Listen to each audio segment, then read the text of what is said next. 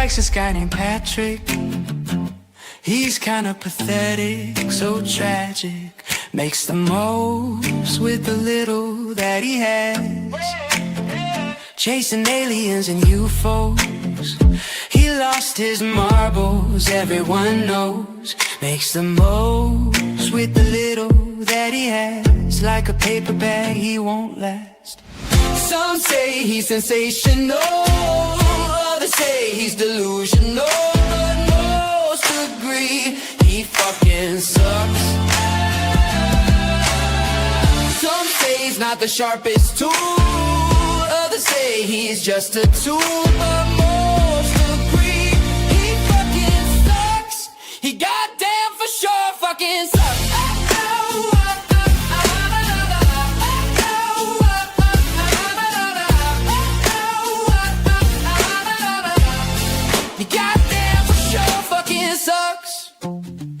No one likes this guy named Patrick. Super pathetic, dramatic, kinda believes in magic. Magic makes the most with the little that he has. Chasing aliens and UFOs. What's next? The moon is a hoax. Well, I kinda believe in that one myself. Anyway, back to the song. Makes the most with the little that he has. Like a paper bag, he won't last, but most agree he fucking sucks. Some say he's sensational, others say he's delusional, but most agree he fucking sucks. Some say he's not the sharpest tool, others say he's just a tool, but most agree he fucking sucks. He goddamn for sure fucking sucks. I got a bombshell for you.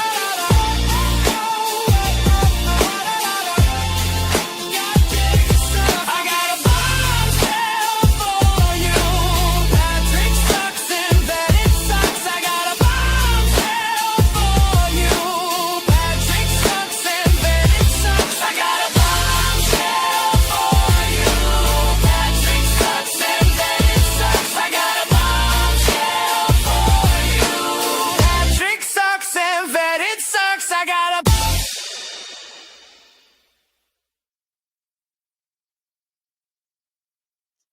I got a bombshell for you.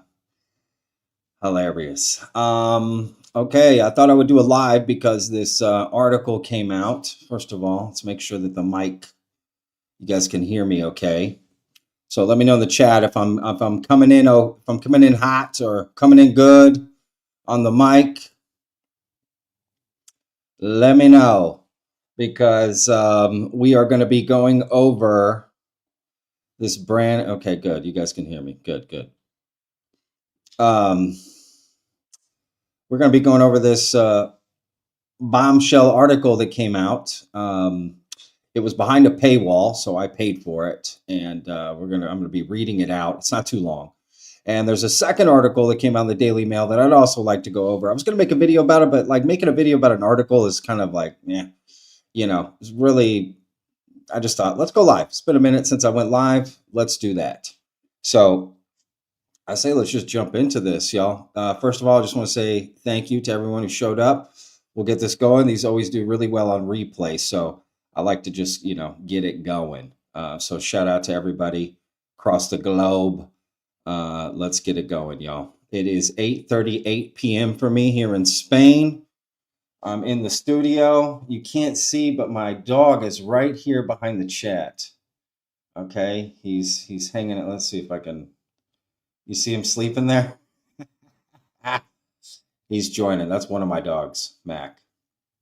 Okay, so Mac's going to join us while he snoozes. But this is the article. Boom.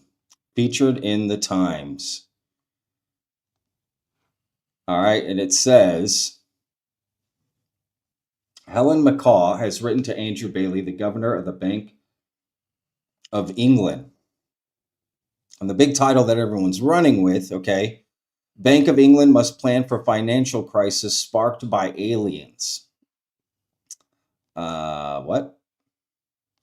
Now, at first, when you hear that, you think, oh my God, it's happening, right? But of course, we got to look at the details, because when you look at the details, you realize, oh, okay. This is one financial advisor saying this. Okay. It'd be like if a mechanic was like, hey, you shouldn't drive Toyotas. And everyone was freaking out. Oh my God, we shouldn't drive Toyotas, y'all. It's one mechanic, right? So I think the next step for Helen is to get 1,000 financial advisors worldwide to say this. Now we'd be onto something. But regardless, let's take a look at it, because I have to be honest, after reading some of it, I kind of agree with some of the things that Helen is saying. So, I think we can walk and chew gum at the same time here. She's not totally wrong in a lot of this. But again, let's look at all the details. So again, Bank of England must plan for financial crisis sparked by aliens. All right. And it says, a former analyst at the central bank has urged Governor Andrew Bailey to put contingencies in place to prevent collapse if alien life is confirmed. All right. Now, again, this went out on Friday, January 16th.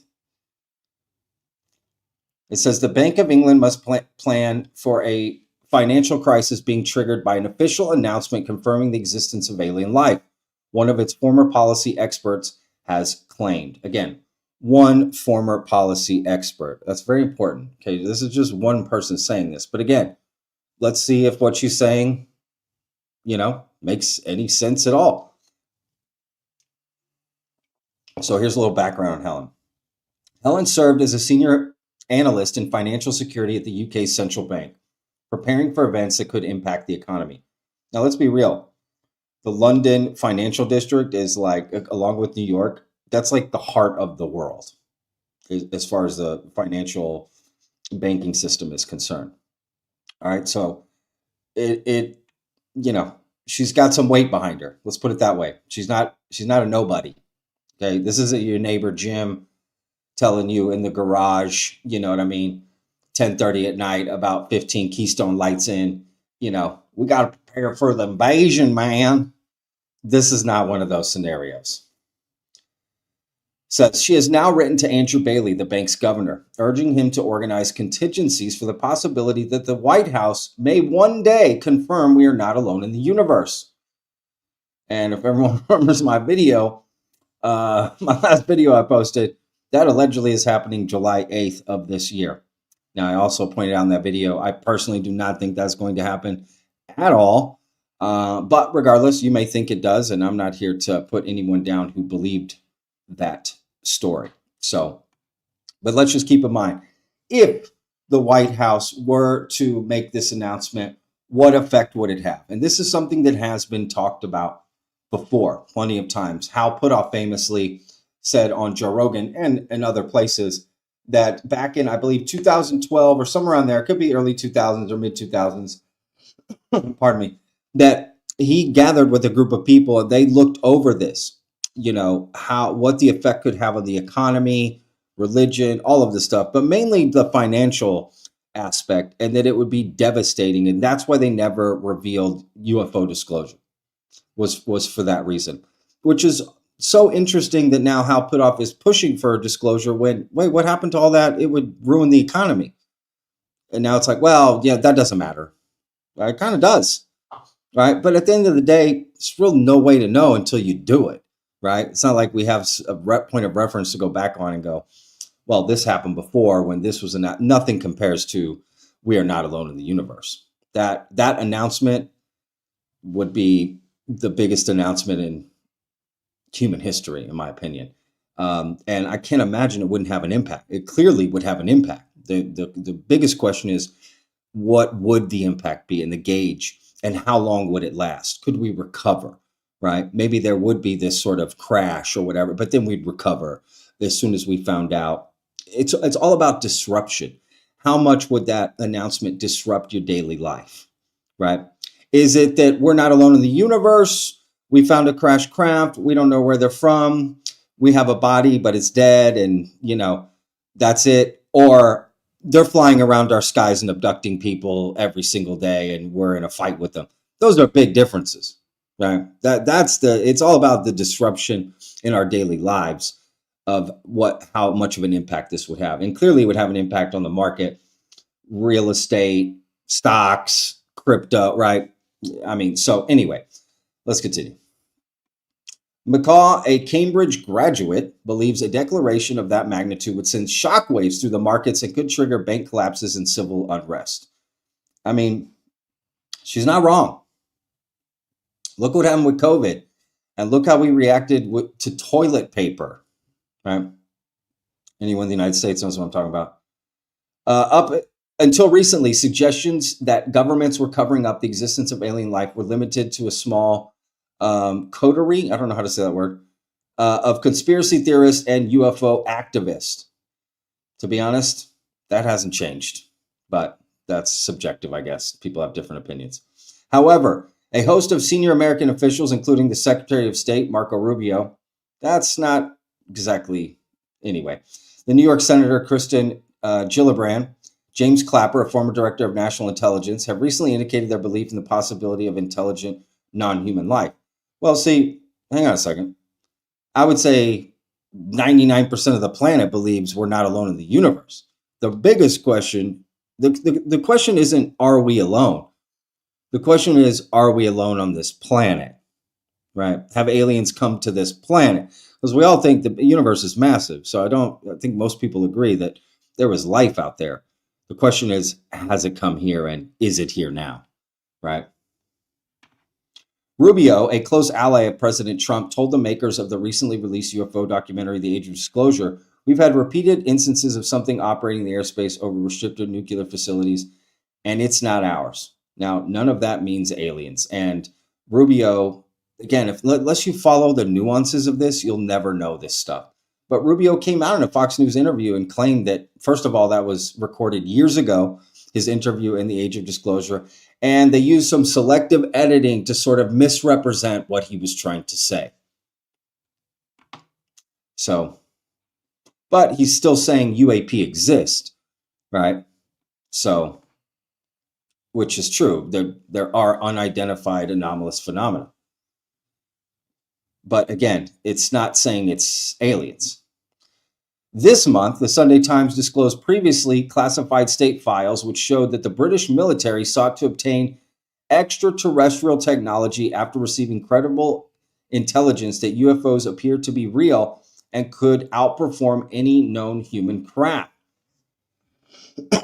Pardon me. McCaw, who worked for the Bank of England for 10 years until 2012, insists that politicians and bankers can no longer afford to dismiss talk of alien life and snigger about little green men. Whoa, gotta be real careful how you pronounce snigger. Goodness gracious. We would say snicker, maybe, in America, which I prefer. The United States government appears to be partway through a multi-year process to declassify and disclose information on the existence of a technologically advanced non-human intelligence responsible for unidentified anomalous phenomena, UAPs, she claimed. If the UAP proves to be of non-human origin, we may have to acknowledge the existence of a power or intelligence greater than any government and with potentially unknown intentions. Can't say I disagree with that. It is entirely possible that the government leadership and their central banks have not been properly briefed on the topic. UAP disclosure is likely to induce ontological shock and provoke psychological responses with material consequences. Absolutely, that's totally possible. Again, anything's possible. McCaw added, there might be extreme price volatility in financial markets due to catastrophizing or euphoria, and a collapse in confidence if market participants feel uncertain on how to price assets using any of the familiar methods. Totally agree. Doesn't mean we couldn't bounce back from that or figure it out, right? There might be a rush to perceive safe assets such as physical gold, other precious metals, and some types of government bonds. Again, she's not wrong here, right? Alternatively, Precious metals might lose their status as perceived safe assets if people speculate that new spacefaring technologies will soon increase the supply of precious metals. That's interesting. There might be a rush to digital currencies such as Bitcoin, which may prove appealing if people question the legitimacy of government and lose trust in government backed assets. Then you might even question the claim if the government said we're not alone, right? That's kind of a conundrum there. McCaw said the authorities should also prepare for unrest in an unprecedented run on the banking system. I mean, again, she's not wrong, because this is all under the assumption if XYZ, then, right? Not a bad conversation to have, and not a bad plan to have. Preparing for the worst. There's nothing wrong with that. Prepare for the worst, plan for the best. If there's an official announcement and we get presented with very clear evidence that nobody is going to dispute, I would say that in a matter of hours, you're going to have total financial instability, she said. That's interesting. So it makes you wonder why all these people are pushing for disclosure if it's going to collapse everything, right? I don't know. That's interesting. But then how else do we get there? How else do we get to we're not alone? One day we're going to have to admit that, right? So it's like we're going to have to confront this issue no matter what. If banks start failing, the payment system will collapse, and you'll have rioting on the streets because people can't fill their cars up with fuel or buy food in the supermarket. All right? Even if you feel it's very unlikely, it's madness not to consider it and plan accordingly.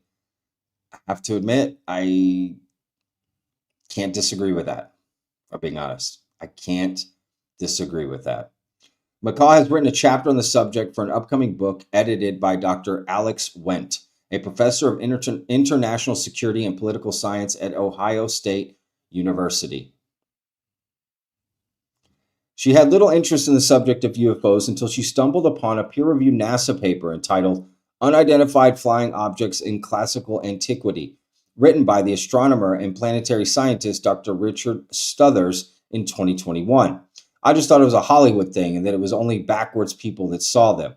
I didn't know the governments were studying them, she said.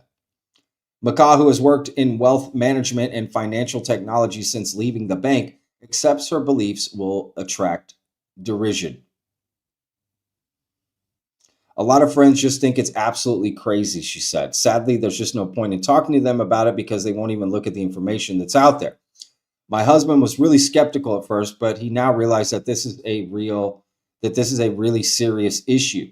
She added, I sent quite a lot of information to a friend from the Bank of England. He said, Helen, I believe you, but I hope I don't have to live in a world where this comes out. I can understand why people would prefer to live in comfortable ignorance, but it's frustrating. That's interesting. While keen to promulgate her views, McCaw will not accept invitations to appear on specialist UFO podcasts. The whole UFO community is just a bit Wild West, she said. I don't need to convince people who already know this is real that it's real. What I do need to do is try to help get government people briefed. That's very interesting. You know, it's interesting that the husband, well, not the husband, but some of her friends are just like, I don't want to live in a world where we find this out. How would you not? Again, eventually humanity is going to have to confront this. Eventually humans had to get out of, cavemen had to get out of the cave. Eventually we had to sail off from Europe, right, to find new land, right, even though people were already there, right? Like Vikings moved, the Asians coming across the Bering Strait. Eventually you got to confront these things, right? That's what humanity is about, expanding not just physically, but mentally. What are we talking about, right? When we learned about gravity, when we mastered fire, electricity, there's just a number of things. The automobile that put out every horse and buggy in the world. Like, we've got to come to these realizations, So she's not wrong to think we should plan for this in some way. So have a contingency plan. And she's right about the UFO community being the Wild West. Now, I would say that not everyone in the UFO community is convinced. So that's an interesting assertion from her part, but I get what she means, to be honest with you. And the fact she doesn't want to go do podcasts, I get that too, because she'd get rung through the ringer, to be honest with you. I'm sure people would just be, using her to some extent. And I did look up, Helen had actually written an article, a white paper for the Soul Foundation. I'm sure a lot of you are familiar with the Soul Foundation, and that was back in 2024. So this is not her first step into the UFO community, albeit a sort of small step initially, right, through Soul, and then now this, right? And this is clearly what's making her known. I mean, this has gone viral. I'm talking way outside the UFO community, right? With a headline like that initially, this has gone everywhere. In 2021, Barack Obama suggested that UFOs appeared to be real, but said their origin, whether man-made or otherwise, was unclear. What is true, and I'm actually being serious here, is that there's footage and records of objects in the skies that we don't know exactly what they are. We can't explain how they moved, their trajectory, he told news network CBS. In November, Dan Farah, the American film and documentary director and producer, told The Guardian, I think it's only a matter of time before a sitting U.S. president steps up to the podium and tells the world that we are not the only intelligent life in the universe. The Bank of England declined to comment. Interesting. So they declined to comment. And I don't blame them. What are they going to say? Right? I mean, again, the basic gist of this is if this comes out to be real and the government needs to announce this, right? A government, whichever government, a respected government, that we should have a plan in place financially to sort of handle, what could come from this, right? The ripple effect. And to be frank, the financial foundation would affect everything, right? I mean, it's essentially the backbone of humanity. So, I mean, I don't see anything wrong with that. Just preparing, just in case something in case this happens. I mean, again, one day that speech will be made. So we should have a plan in place. I truly don't see anything wrong with this. The bigger question too is, pardon me, I'm still dealing with this throat thing that I had. God, it's lasted a couple of weeks now. The bigger question is this imminent? Is this going to happen? This is going to happen this year, right? And all this stuff, and we need to be ready now. That's where the debate happens. But I don't see how anyone could just disagree with, hey, we should have a plan in place in case this just disclosure happens. I truly just do not see anything wrong with that. Right. So very interesting, right? To this. CDC has a contingency plan for zombies. So why wouldn't the banks? Proper term is emergency management and planning. Aliens just makes it sound sexy. Yeah, absolutely. I mean, aliens is part of it, right? But yeah, exactly. I just don't think there's anything wrong with that. You have plans in place in case these things happen, no matter how crazy you may think it be. What if it happens one day, right? It's not that you're putting it a priority above other things. It's just, hey, in case this happens, you should be prepared. This is what I think we should do, right? And let's be real. No matter what you planned, who knows what would happen, right? Either way, but at least you would have something to do, right? Somewhere to turn, somewhere to look, something to do, right? So yeah, I don't disagree with this. It just seems smart to do. Now, if people, again, the bigger question is just how imminent do you think it is, and people pushing for that and sort of a fear mongering approach to this. But I think it's wise to plan.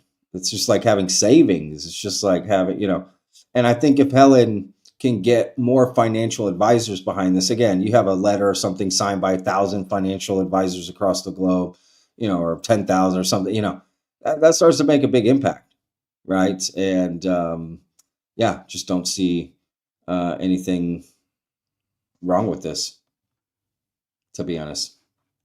She's not saying anything outlandish, and she's using a lot of if and that I can appreciate that. She's being smart about it, and I expect you know I'm glad she's not going on all these podcasts to sort of push this thing. To be honest with you, it sounds like she's a very smart woman and is approaching this in a smart way, and we need more people like her. To be honest with you, looking into this now. There's one other article I want to show y'all. Okay. And this is an interesting one.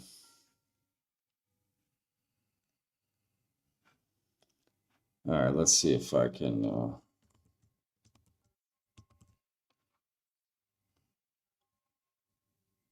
Well, this should work.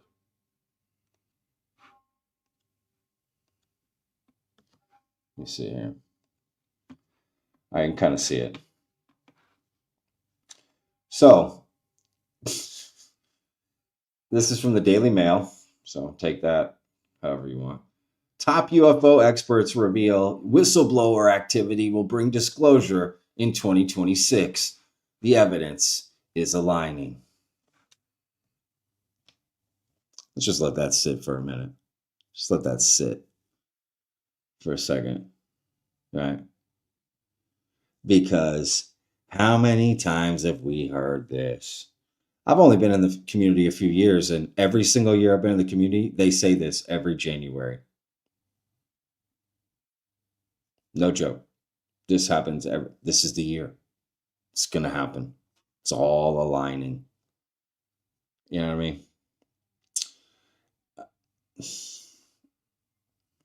I mean, eventually one year they'll be right. But I'm not saying it's not going to happen. I'm just saying,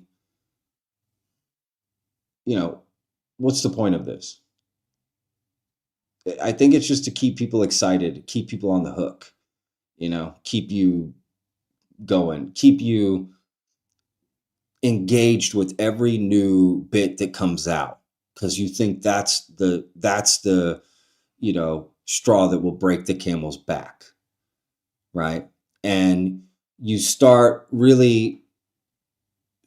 pushing for real evidence because you think every bit matters and everything will bring this disclosure in 2026, right? And I think the number one thing that me personally, it's a personal journey, so you do whatever you want, but me personally, I never want to forget the main goal, which is to keep pushing for real evidence and proof. In my opinion, the different UFO personalities try to push you away from that, right? And I'm just not for that, right? They try to distract you with other things and keep you from asking for the real thing that's going to bring disclosure. Let's be real. You want the whole world to accept this? We're going to need undisputable proof. So you can't stop asking for that. And you can't stop asking for evidence and proof of people's extraordinary claims. And we have to be very skeptical of people bringing forward something that would change humanity forever.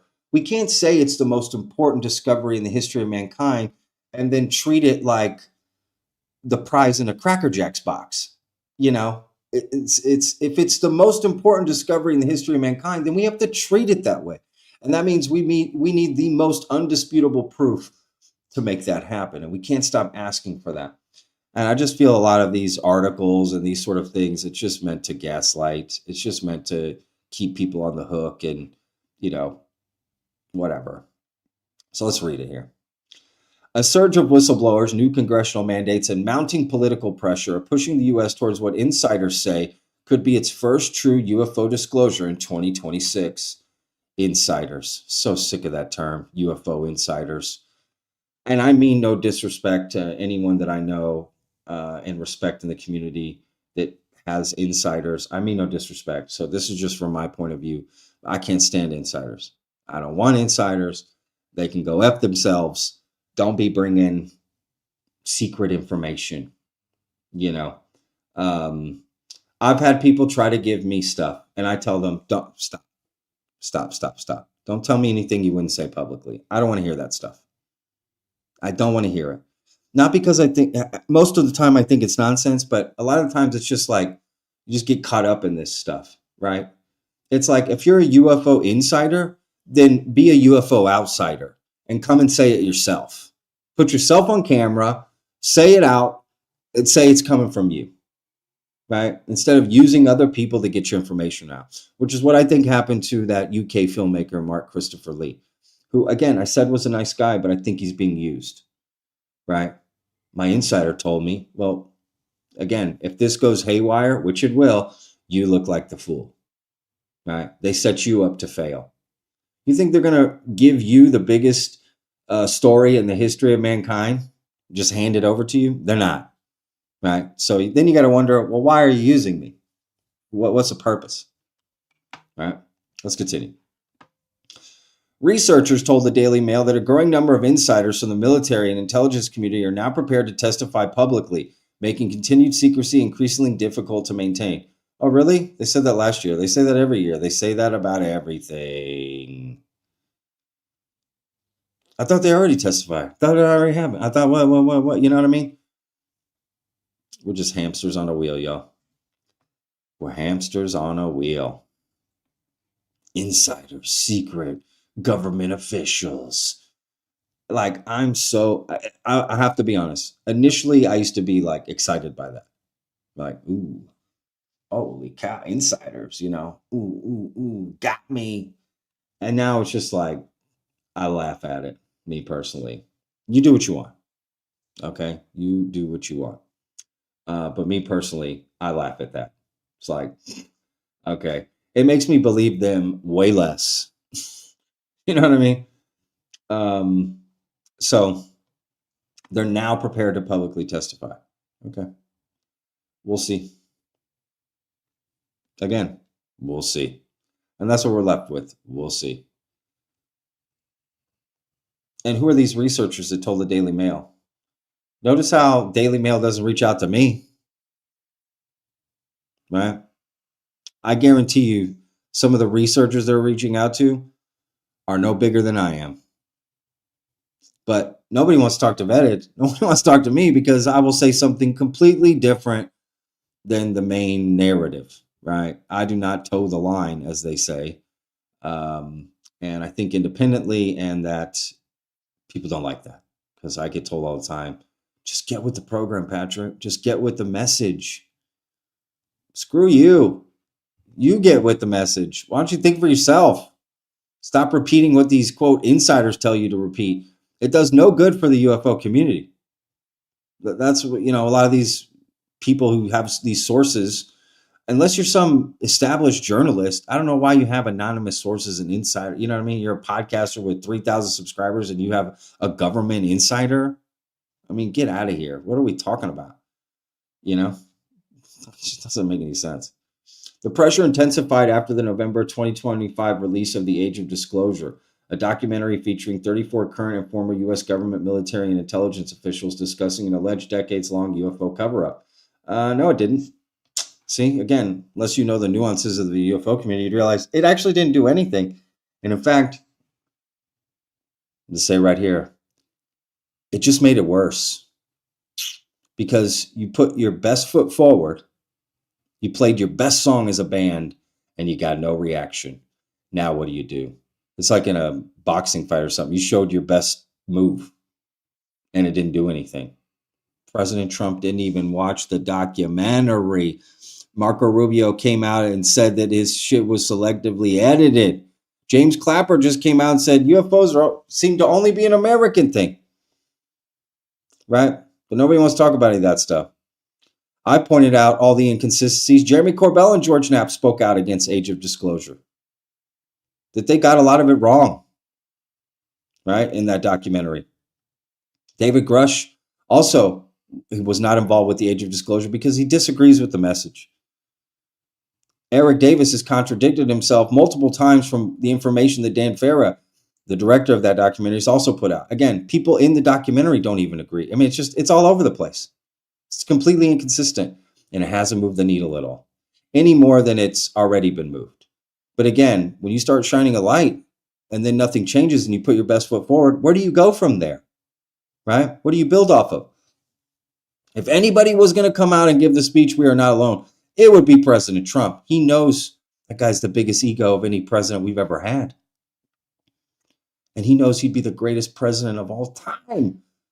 He'd go down in history, literally human history, not just American history, human history forever, as the man that came and acknowledged to the world we're not alone. Like Neil Armstrong stepping on the moon, right? First person to step on another celestial body of land other than Earth, right? Neil Armstrong will go down in history. That could have been Trump. And he telling me he does just not even doesn't want to do it.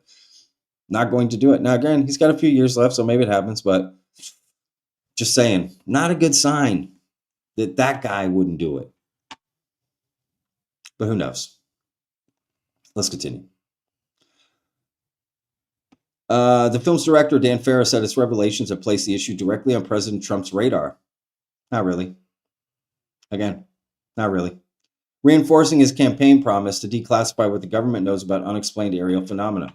Yeah, but those are two different things. Declassifying information we have about UAPs and bringing disclosure. It's just two different things, right? I'm sure he's down for that, bringing out the files, right? But he's focused on Venezuela. He's focused on getting Greenland. He's immigration, ICE. I mean, do you see him talking about UAPs, UFOs? If it's such an important thing, the proof's in the pudding.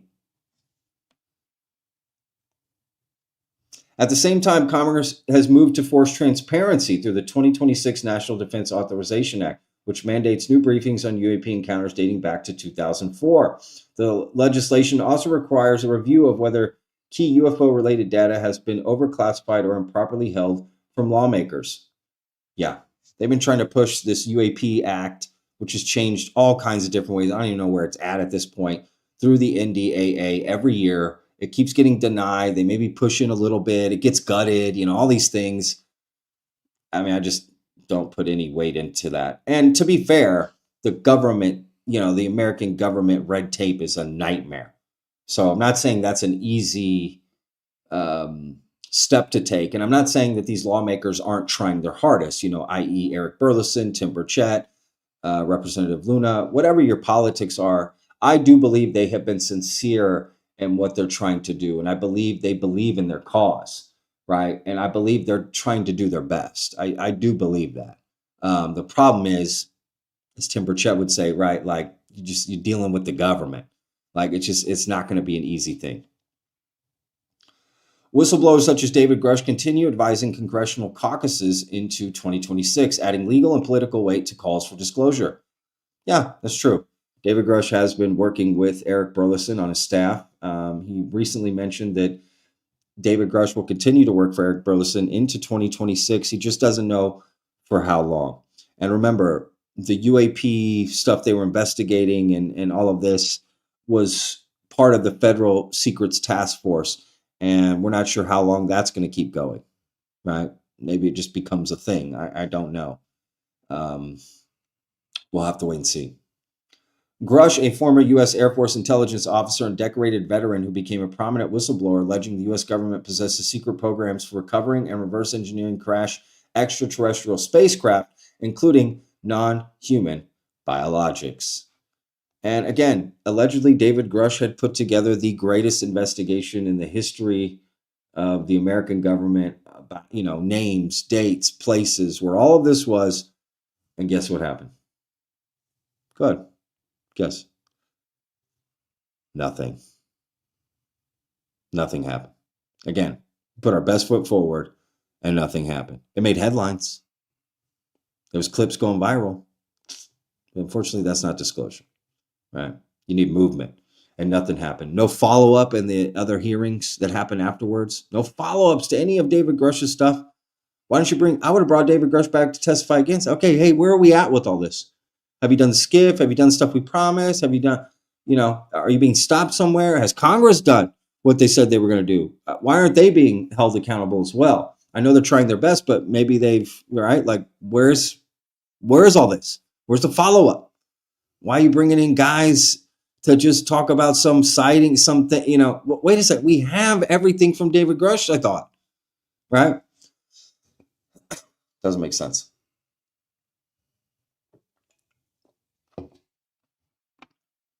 Let's continue. Here we go. Mark Christopher Lee, the guy we just spoke about, director of the Rendlesham UFO Britain's Roswell, told Daily Mail that 2026 stands out as a pivotal year due to, quote, escalating congressional momentum, whistleblower activity, and cultural shifts that are building unstoppable pressure on government secrecy. I appreciate his comments, but I disagree completely. But again, it's okay to disagree. Still like the guy. And his film is great, which I highly recommend checking out. It's a great film. And maybe some of this was just to help promote his film, which, I can't blame him. Got to get some press for your film. I get it.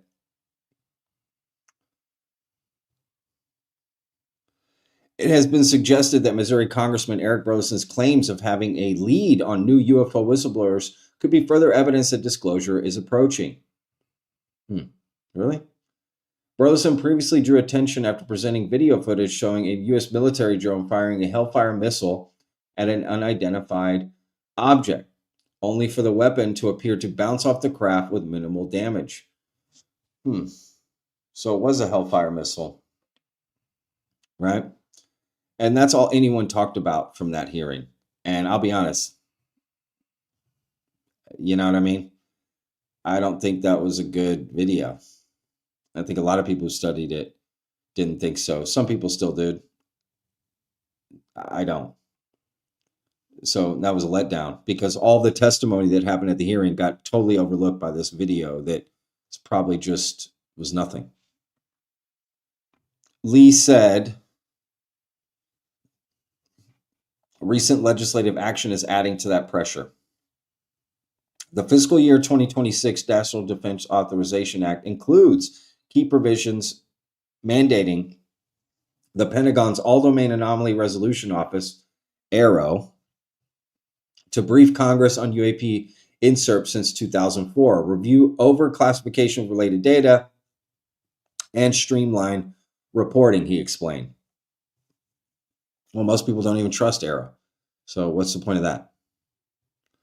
He added that much now depends on how far the current administration is willing to go in revealing some of the nation's most closely guarded secrets. They won't even release the Epstein files. You think you're going to get the truth about UFOs? With ongoing efforts like the proposed UAP Disclosure Act amendments and whistleblowers such as David Grush continuing to advise congressional caucuses in 2026, the legislative push is intensifying, Lee said, arguing that secrecy may be nearing a breaking point for the intelligence community. And they'll say this again next year, and the year after that, and the year after that. And they said this last year, and the year before that, and the year before that, and the year before that, and the year before that. Again, and I get it. If this is something you're into and you push it, you're going to think it's happening any second. Any second, it's coming. It's just right around the corner. Alongside official action, speculation has intensified in popular culture.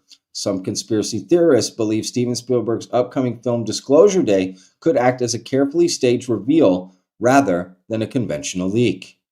UFO analyst Chris Ramsey claimed on X that Spielberg may have been granted unprecedented access to real UAP footage, or even an actual UFO. Now, hang on a second. He was just entertaining a theory that's out there, Chris was saying, right? And to say he may have, well, of course, I mean, Steven Spielberg may this, may that. There's lots of things possible. I don't think we just gave a Hollywood director access to that stuff. I mean, that just doesn't make any sense. Other observers, including That UFO podcast, have linked recent congressional hearings, Trump's statements, and Spielberg's project, suggesting the pattern points to a shift in disclosure discussions in 2026. Okay. Talk show host Steve Deese predicted that at least one elected official may publicly claim to have communicated directly with non-human intelligence, highlighting what he described as escalating activity around UAPs. Well, I mean, lots of elected officials claim to talk to God, pray to God, right? So, like, I don't know if what's the difference? I don't know. Unless there's proof or evidence. Again, everything to keep you from proof or evidence of this, right? There's a lot of may have, maybe, could be, this mounting pressure, right? Again, evidence, proof. For me, I don't want to move the goalpost. That's what we need for real disclosure. If you really want disclosure, in my opinion, that's what you have to push for. Not another movie from Steven Spielberg, who may have access to a UFO, right? Like, moving further into speculation, Lee also pointed to ancient prophecies that some interpret as signaling a pivotal moment. He cited figures such as Nostradamus and the Baba Vanga, whose visions have been linked by believers to extraterrestrial contact, noting that Vanga specifically referenced 2026 as a year marked by a major global event. 2012. Oh, yeah. Oh, 2000. Oh, nothing happened. The vision by Baba Vanga, a blind Bulgarian mystic and clairvoyant, has previously been interpreted to suggest that alien contact should have been made in 2025. But no major televised event witnessed such an encounter. Surprise, surprise. Skeptics caution that disclosure is often misunderstood. Great. A little balance to this. Nigel Watson, author of Portraits of Alien Encounters Revisited, noted that while governments have released thousands of UFO files, none provide definitive proof of extraterrestrial visitors. Media hype and repeated unverified claims have fueled belief.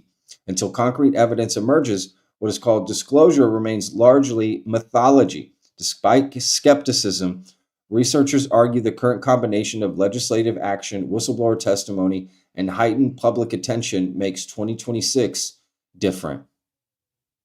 You could literally replace 2026 with 2025, 2024, 2023, 2022, 2021, 2020, 2019, 2018. You see what I'm saying? And then you can replace this with 2027. Even if the definitive proof some hope for does not appear, Lee said, the year could see major revelations about UAPs and government handling of anomalous phenomena.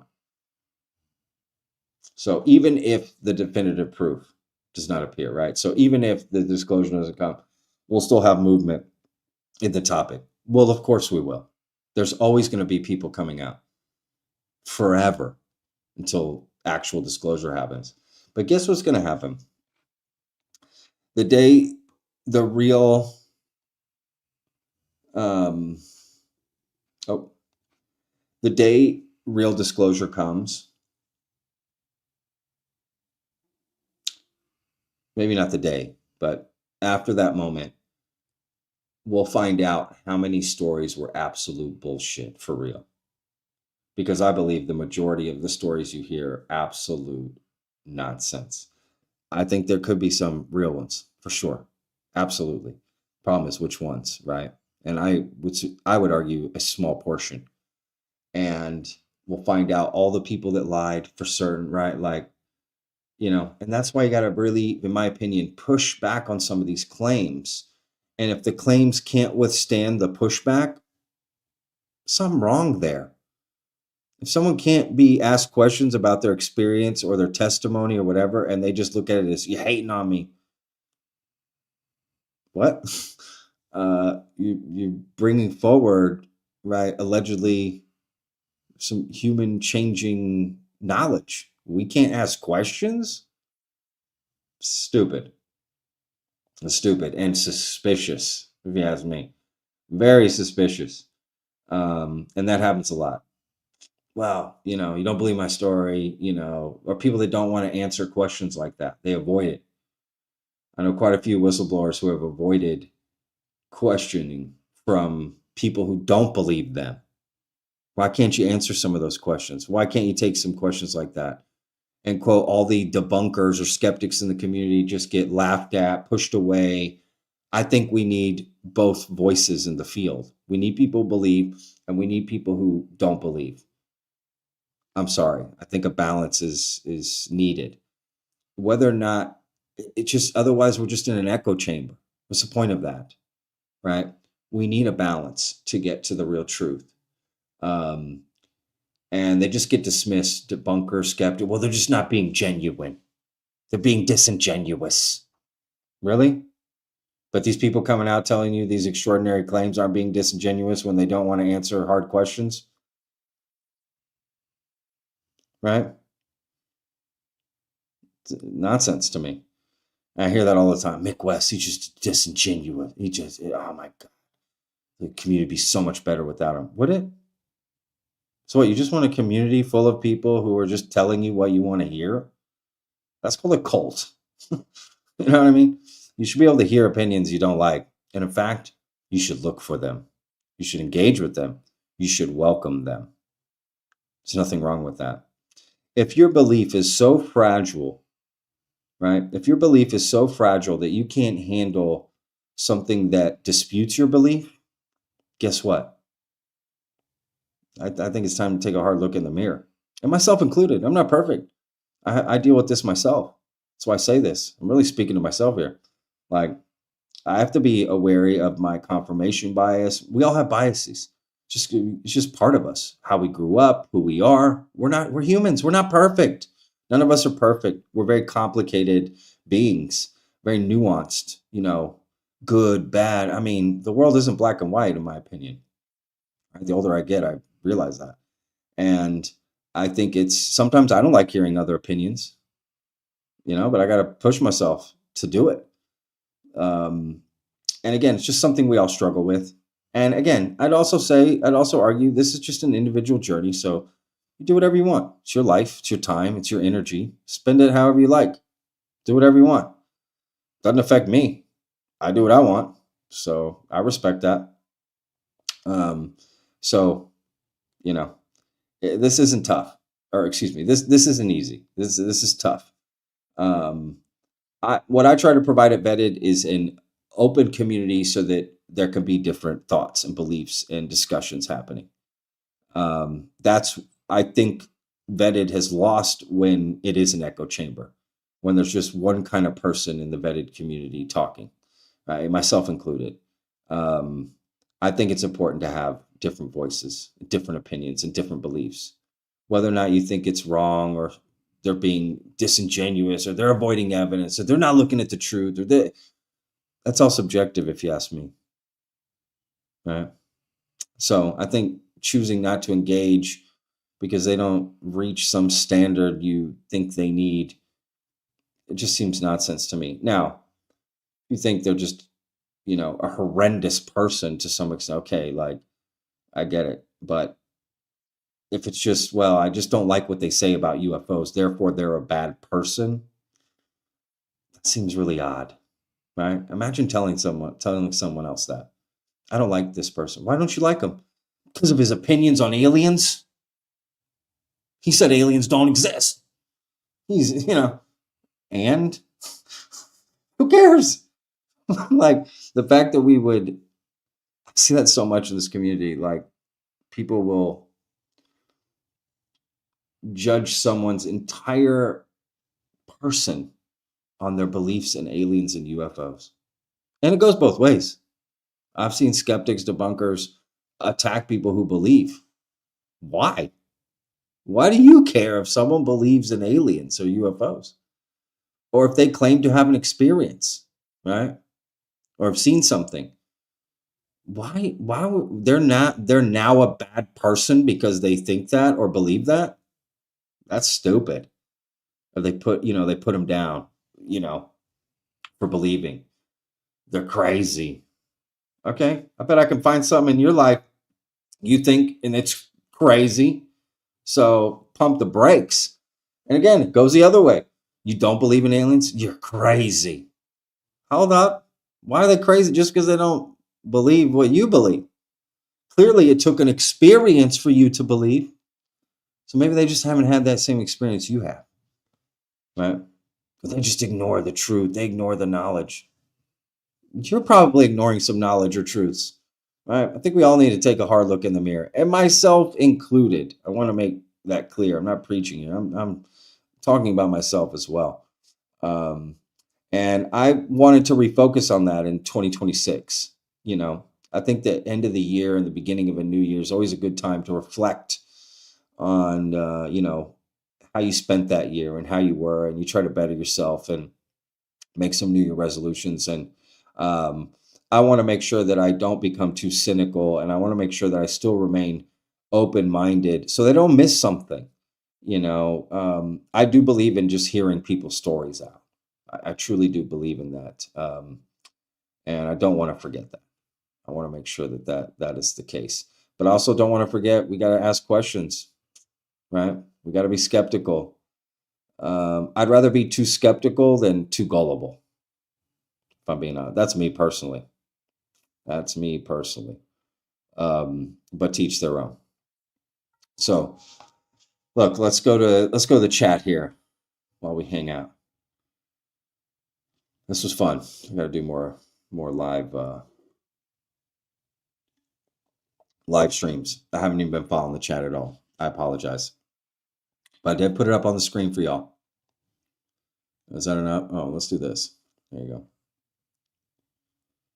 Let's get Heiser, man. Shout out to Heiser, one of the vetted mods, who's absolutely amazing, y'all. Okay, I want a huge shout out to Heiser and everything he provides for the vetted community, y'all. So huge shout out to Heiser here. He says, willful ignorance shouldn't be an excuse, in my opinion. If you're going to judge a believer or non-believer, you should at least a decent knowledge of both sides of the debate. Totally fair. Totally fair, Heiser. Totally agree with that, man. And well said. And again, shout out to Heiser, man. Such a great guy, and such a great person to have in the community, y'all. Make sure you guys are nice to him because he's a mod and he works really hard. And I don't pay him. It works for free, y'all. This guy is a hustler. Let me tell you something. Heiser hustles, man. He works really hard on a lot of different things in life. So shout out to Heiser. All right, let's go. First of all, beautiful dog in the picture. Old Rathgate. Love the dog. Let's check in on Mac real quick. See how Mac's doing. Hang on. I'm gonna bring you back up. He's still zonked out. Let me see. Can I point him out right here? He is snoring. You probably can't hear anything, but he is snoring. He is out. We took some long walks today. My other dog has a hurt paw, so we're having to take care of him, so he can't really be walking right now. Okay, my wife watches this with me. Shout out Miss Old Rathgate. Thank you guys for watching. Shout out Madison, Wisconsin. Love it. Shout out. When does the doc come out? Love the show. Long time listener. Thank you so much, man. Thank you for the support. Beautiful puppy. Beautiful family watching the show. Really appreciate that. The doc comes out this year before June. My guess is around May or June, the doc will come out. That's what we're pushing for. So as how things are going, I don't see that being an issue at all. The film's locked, meaning it's edited, it's done. We're in the post-production phase, getting all the post-production stuff done, colorizing it, sound design, getting the score right, all that stuff. But the film is done, that's the hardest part, putting it all together. And of course, shooting it, but I already did that too. So yeah, my guess is May or June it will be out. I mean, that's what's going to happen unless something just, unless I get shut down, y'all. Unless they just try to silence the voice, silence the truth. I'm just kidding. Yeah, I think that's going to happen. So thank you, man, for the support. Jim Girl, how are you, Patrick? I'm doing great, Jim Girl. How are you doing? I live a blessed life, so I can't ever complain, if I'm being honest. I'm doing great. I live in a beautiful, magical city, moved to Spain in 2025, the end of 2025. I love it here. If you check out my X account, I think I post some stuff on YouTube Short. I get to walk around and hang out, and just like absolute history, going back thousands of years where I live, and it's ridiculous. And I got a great new studio. This is my studio here that I rented out a studio because rents are really cheap here in Spain. So I have a separate place from where I live that I'm able to hang out and record, and is awesome. So yes, I am blessed. I hope everyone else is blessed as well.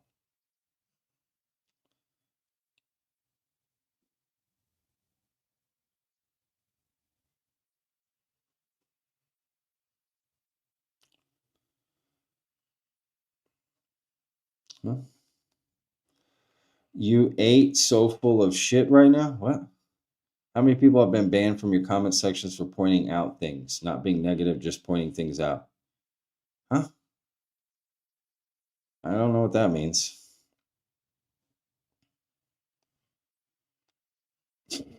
Clearly, you're not banned, brother.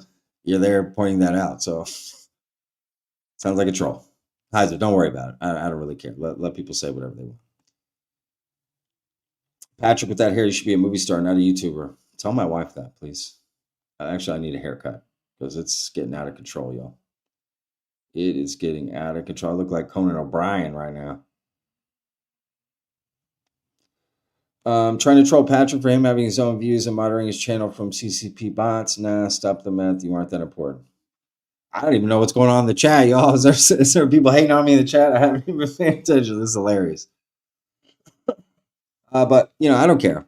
Let people say whatever they want. Doesn't bother me. If I'm being honest, I really don't care.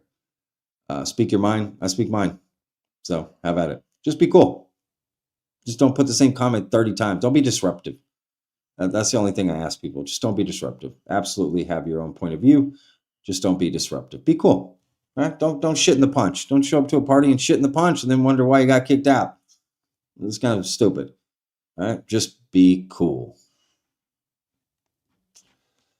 Have you watched Bugonia movie, Patrick? I haven't, and I need to see it. I keep saying I'm going to watch it, and I haven't. And for many reasons, I want to watch it. But of course, clearly to the connection to the UFO community and aliens and whatnot. So let me know what you think. Daniel, what do you think of the movie? If you've seen it. But I have been told I should watch it. Patrick may be a fence sitter on the subject, but this is why I love his channel. Because he isn't all in on one theory or another and take a more unbiased look at things. Thank you, Newman. Yeah, I mean, not necessarily I don't know what I am. I don't try to define myself. I'm a fence setter, not a fence. I'm just me. I just react to things. Raw. It's that simple. I'm not all in on one theory because I'm open. I'm actually open-minded to things. So I'm open to a lot of different things. And I guess what can anger some people is that I haven't crossed the finish line yet. Meaning I haven't crossed the finish line into we're not alone on this planet. I'm still on this race. And that can upset some people if they feel that they have crossed and they wonder why you don't see what they see, right? You don't see all the evidence I see, Pat? You must be ignorant if you don't see everything I see. Again, how am I supposed to deal with that? I don't see what you see. I don't believe what you believe. Therefore, this doesn't make sense. So I just don't worry about it. And yeah, I mean, I'm just raw. I'm just real. And I just react to things as they come. And I just leave it at that. I'm happy to believe something or not believe something one way or the other. And I try not to be biased, but I'm not perfect. So I know I have some biases. Like there's no way around that. It's just how it is. For instance, I'll give you an example in my real life. My mom's from Mexico. Okay, so I love tacos. You're probably not going to convince me that tacos suck. Ever. Okay, tacos are life. Sold tacos with my food truck. I love tacos. You're never going to convince me. I'm biased when it comes to tacos, without a doubt. It's just how it is.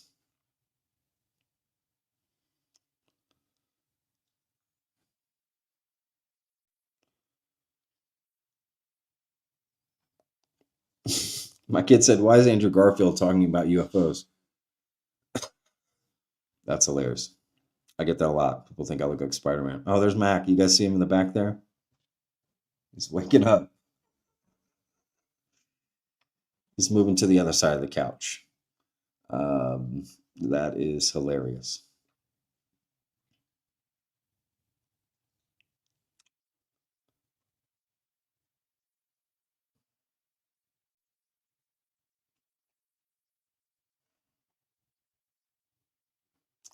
That's a good question. How's the move so far? You moved the states. Move's been great. Already done with the move. So all the work was really before the move. It's like clearly there's some work when I got here, and I'm still getting all my paperwork done, my residency paperwork and everything. But that's all in motion and on track, and everything's working out. And I've already done this before. I lived in Spain before, so I had to get all my paperwork before. So it's I've done this before. And my wife is from Spain and moved to the States, and we had to do her immigration paperwork in America. So we've been through the ringer on all this stuff. So we're seasoned veterans, and we lived in Mexico too. Like we've moved countries a lot, so like we're very familiar with the international moves. So yeah, it's been a lot easier on me than it is for most people, but definitely I'm in the zone right now. You know what I mean? Like things are really good. I've slid in nicely, and I'm on a good routine, and everything's sliding in. Once got the studio, I'm all set up now. Like it's great. I'm honestly I'm blessed, and I'm loving life now. This is the happiest I've been in years. I'm not gonna lie. That is the truth. The happiest I've been in years. My wife as well. It's been amazing. I love it. Do I miss the States? Yeah, I do sometimes. Absolutely. I'm American. I grew up in Texas. Like, I miss Texas for sure. And I miss my family, my nephews, especially, my younger nephews. I really miss. I used to see them all the time. And I got to be honest, that really hurts. My mom, too. My mom sent me a message recently, like how much she misses me. And that, man, that hit right here, y'all. You know what I mean? It's like, oh, but my mom gets it. My mom's an immigrant to the States from Mexico. Like she gets it. She understands. But yeah, miss my brother, miss my friends. Definitely there's some stuff that I miss. But it's more people more than anything. I can live anywhere, and I love the European lifestyle. It really fits me, to be honest with you. Especially Spain, just really fits my you know way of living. Let's say. Patrick, I've been watching a long time, but don't comment. I've seen a good change in you and your focus. Just know the work you're doing in yourself isn't going unnoticed. I appreciate that, Daria. Thank you so much. I have up production, y'all, a lot. I put a lot more effort into the videos, and I have seen people notice that a lot, and that inspires me, and that fires me up to continue to do that. I really do put a lot of work into the videos, like whether or not you hate them or I got them wrong or I got information wrong, whatever you may think, it's not from a lack of work. I've definitely put in a lot of work and research and effort into the content and how I present that content to y'all. I spend a lot of time editing it as well and putting it together in a nice, entertaining, package to make it easier to digest. Right? If you got to watch the video, you can at least have a good time watching it. You know what I mean? No, I don't see anything wrong with that. It's like plating food, right? I can throw slop on a plate. It may taste good, but if I can plate it nicely, because you eat with your eyes, we say in the kitchen. You also eat with your eyes. So, you know, what's wrong with both? It tastes good and it looks good. Nothing wrong with that. So that's kind of my approach. And, I'm no Chris Ramsey. That guy is unbelievable when it comes to production, right? And Jesse Michaels as well.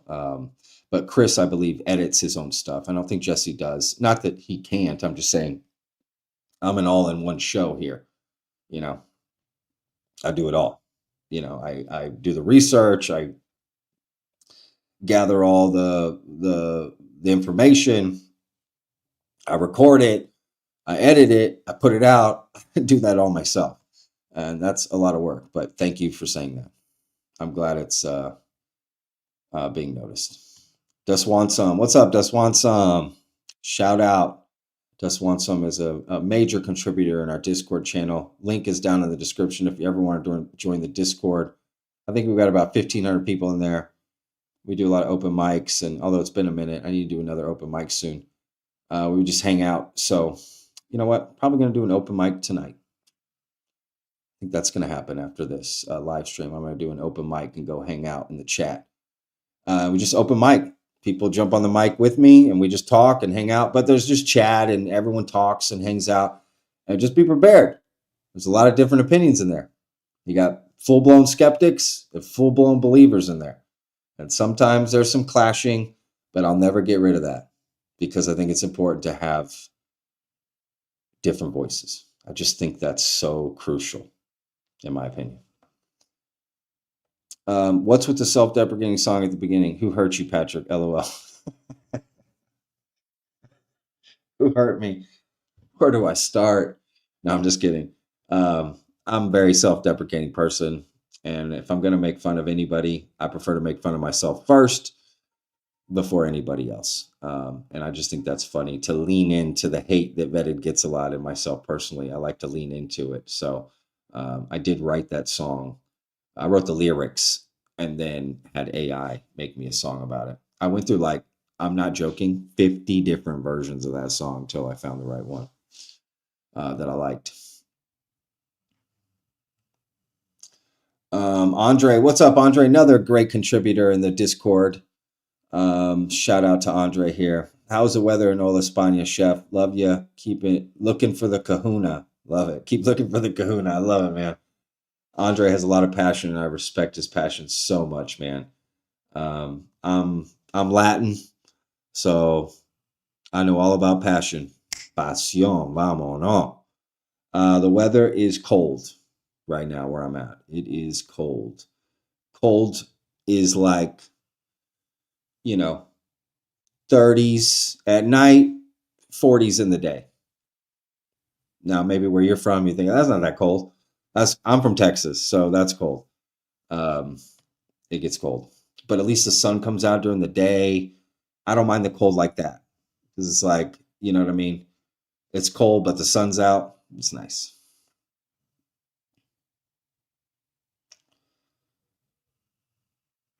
Oh, here's Daniel responding to the Begonia. Yeah, Patrick, Begonia is really good. The ending is really kind of thoughtful and strangely beautiful. Well worth watching. Appreciate the follow-up, Daniel. Honestly, I mean that, man. Thank you so much for responding and giving that. I am going to check it out. Maybe I'll do a review on it. You know what? I could do that. That's not a bad thing to do. Hang on a second here. Let's get Logan Clark. I was sorry to hear about the train wreck in Spain. Stay off those trains. We need you. Yes. There were some train wrecks in Spain. People passed away. I was very sad to hear that myself. That's actually where the wreck happened is actually where I go. So that hit close to home. I'm not gonna lie. It happened from what my wife was telling me near Atocha in Madrid, and I was actually supposed to take a trip really soon and take the same train lines this weekend. So, and I take those train lines. So one of them, I believe, was going to Huelva, which I actually went to this summer, and Malaga, I think, was the other one. But yes, people passed away. 2 trains collided, and people passed away, and it's absolutely just terrifying. That's why I always believe in sitting in the middle cart, not in the back, not up front. Middle carts, But yes, absolutely devastating. Thank you for saying that. And it is kind of scary considering I take those same trains. So yeah, pretty scary. Not all the time, but I do take them. So yowzas. So shout out to all those families that you know, lost a life there, y'all. Got to that's why I say every day's a gift at the end of every video. I truly believe that. You never know what's going to happen. So enjoy every day like it's your last.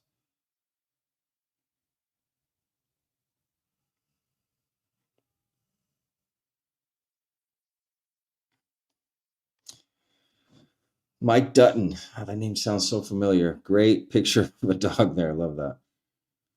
Have you thought about doing like your favorite, most believable? Pardon me. Oh my God. So sorry. That is so rude. Madre mia. Your most believable cases of abductions. I was watching Eyes on Cinema, and that channel seems to have a lot of good UFO stuff. Well, first of all, Eyes on Cinema has amazing UFO stuff. I highly recommend that channel. Um, Agreed. That's a great channel. Um, Most believable cases of abductions. Hmm. My raw feeling about abductions. I'm just being raw. I don't really believe abductions. That doesn't mean they're not real. My gut. I just never heard one that's really believable to me. The only one that's okay, that's not a true statement. I take that back. The only one that has really stuck with me my whole life, even since I was a teenager, is Travis Walton. Fire in the Sky. That movie that made me look into a story. I didn't know about a story, and I was a teenager when that came out. And that movie, that story has really stuck with me. And that abduction story is very compelling. Very, very compelling. So that's probably the most compelling abduction story I know. But a lot of them I get weary of because someone will come out with an abduction story, and then over the years they do some like hypnotic regression, and oh, I was abducted 1,000 times. Oh, I'm talking to him now. I just got abducted yesterday. What? I.e. Whitley Strieber.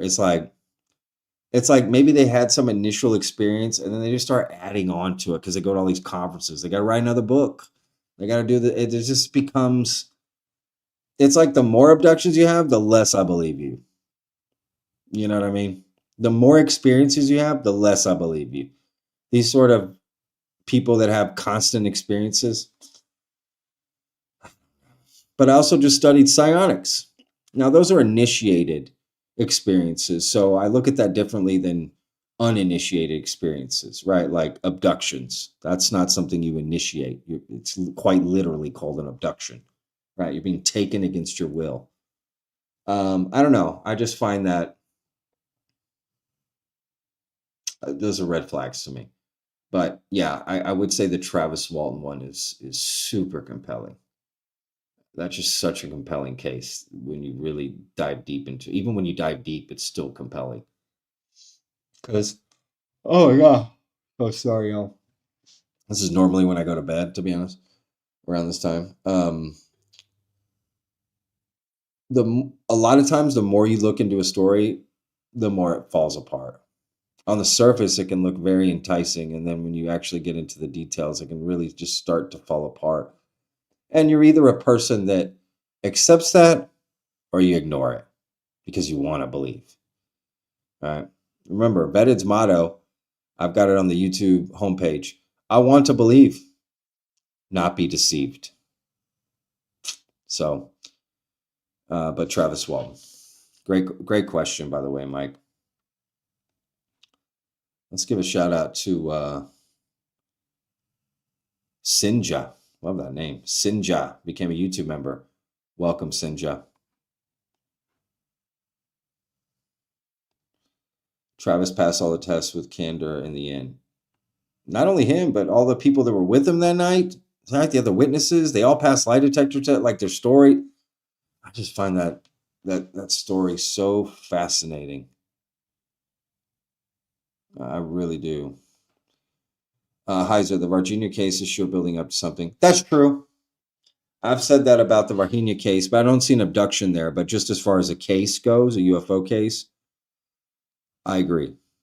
And speaking of, tomorrow, January 20th, James Fox is having a what do we call it? Like an event, I guess. An event, a press conference at the National Press Club in Washington, D.C., where members of Varhenia, the case, are speaking to Congress, members of Congress. I'm a little still unsure exactly what's happening, but that will be interesting. And hey, got to give it to James for putting something like this together. That takes a lot of work. You know what I mean? So I'm not going to shit on his cake here. That takes a lot of work to put together, and he's doing something to try to bring something out. So you got to respect that, right? In my opinion. And I do respect that. And I'm going to try to live stream it because I think other people are live streaming it. They're going to be there, or they may be live streaming. I don't know. I'm looking into all that. So expect another live stream tomorrow, potentially, probably, to cover this press conference. Oh my God, y'all. I'm so sorry for yawning. That's so rude. And I completely apologize.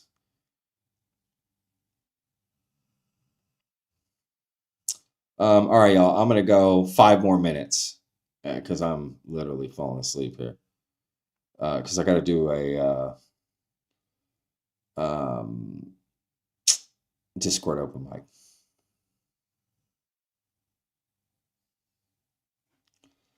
Galactic Hurricane. Shout out Galactic Hurricane. Also another great contributor in Discord. Yes, I believe a lot of those whistleblowers couldn't come into the country. Oh, man. It's a lot. Okay. Yes. So James said that they try to bring some people in, and it's being like theorized that they're being silenced and won't come into the country. Anyone who's dealt with tourist visas or immigration knows that that is just a very difficult process. Okay. And there's a lot of things. And if it was done last minute, there's just a lot of details that James left out. And there could be many reasons why they're not allowed in the country. So just FYI. It's not, well, they want to be silenced for the truth of the Varhenia case.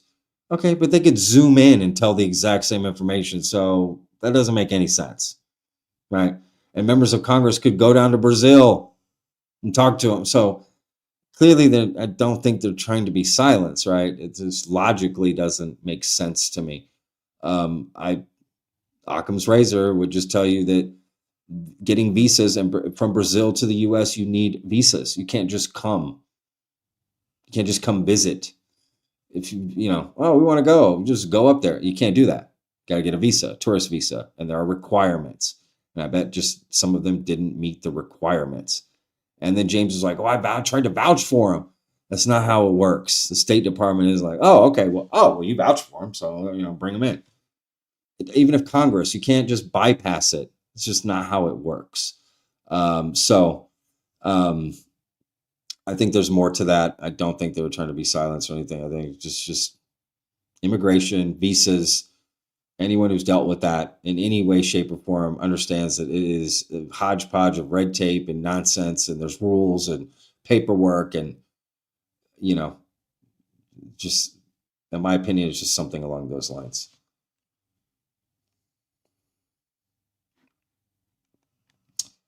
We Lift Nation. What I'm saying is thank you for your hard work and dedication.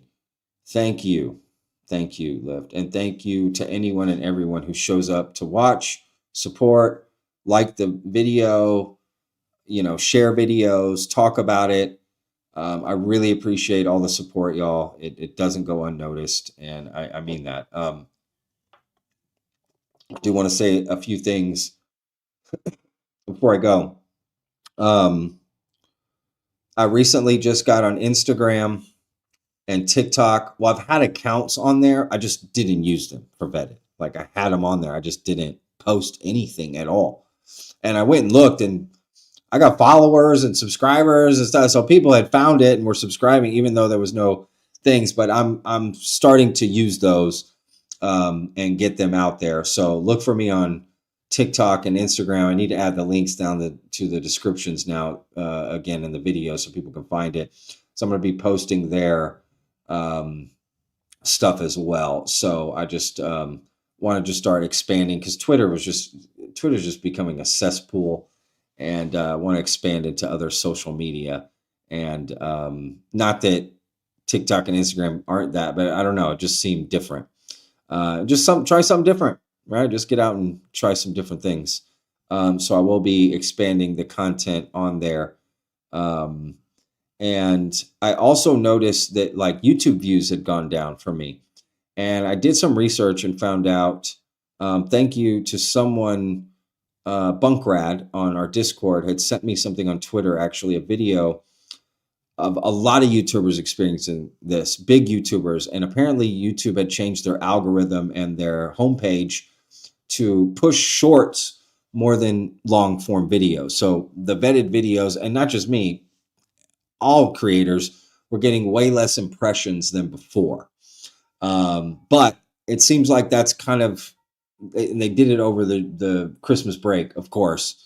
And YouTube does that. They just change their algorithm and they don't tell you. They change things and they just don't tell you what's happening. But it looks like they're going to be handling that again. So you should start to see the views go back up on vetted, and there should be no issue there.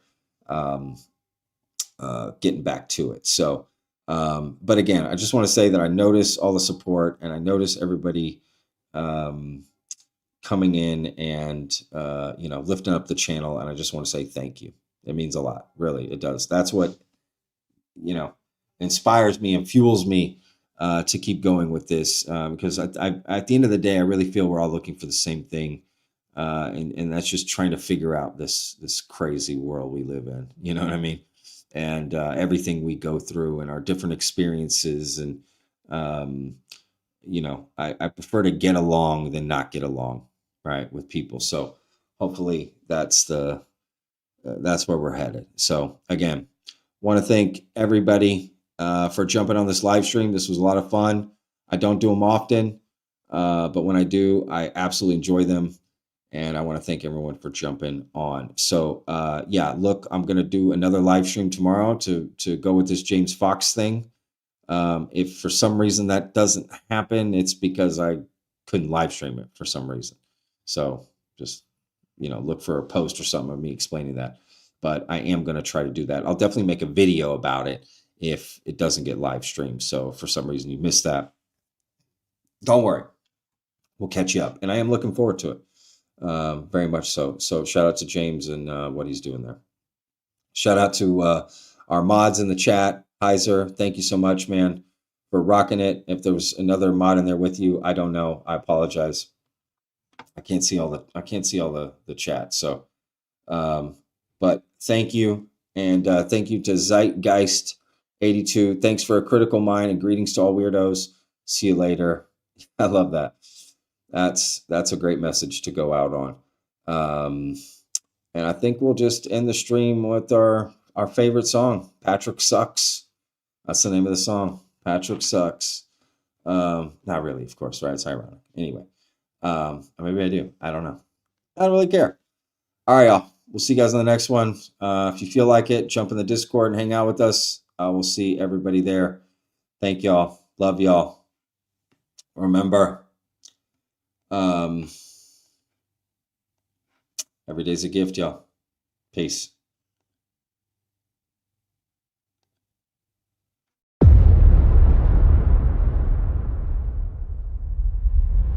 No one likes this guy named Patrick. He's kinda pathetic, so tragic. Makes the most with the little that he has. Chasing aliens and UFOs. He lost his marbles, everyone knows. Makes the most with the little that he has. Like a paper bag, he won't last. Some say he's sensational, others say he's delusional, but most agree he fucking sucks. not the sharpest tool. Others say he's just a tool, but most agree he fucking sucks. He goddamn for sure fucking sucks.